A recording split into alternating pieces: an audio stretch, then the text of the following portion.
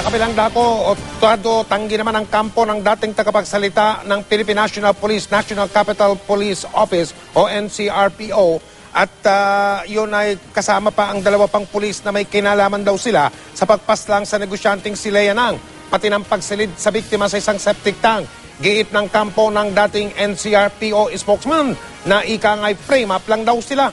Nagdadalamhati naman ang naulilang pamilya na may-ari ng ilang mall sa Visayas at Mindanao. Nakatutok si Lia Manyalak del Castillo.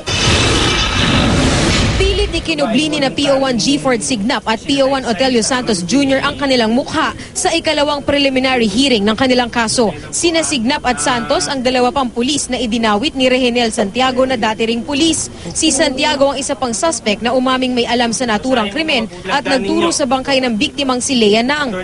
Ipinasok sa isang septic tank sa isang abandonadong warehouse sa San Pedro, Laguna ang bangkay ni Nang.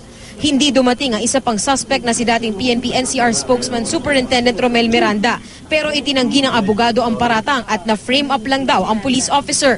They were together. But then, they parted ways.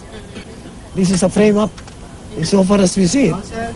Giit naman ni na Signap at Santos, wala silang kasalanan. Nagsumite na sila ng salaysay kanina. May bitbit pang dalawang testigo ang mga pulis. Of course they denied. If we can do something that will help bring out the truth of this case, then we will. Sa preliminary investigation, pinirmahan ni Santiago ang kanyang salaysay kung saan sinabi niyang sangkot sa krimen sina Miranda, Santos Jr. at Signap. Hindi niya sir binago yung testimony niya? Hindi na, at dinagdagan pa namin. Handle naman siya. Ba't siya sir nakaposas? Wala pa namang may case na ba? Wala pang formal charge sa korte pero ewan po sa mga taga-kwan at nakapusas, dapat nga tanggalin. Bakas pa rin sa mukha ng pamilya Nang ang pagdadalamhati sa pagkawala ni Lea. Ang asawa nitong si Tommy Nang ayaw magpa-interview. Naging matipid naman sa salita si Rachel, kapatid ng biktima. He is considered a friend of the Nang family for 17 years.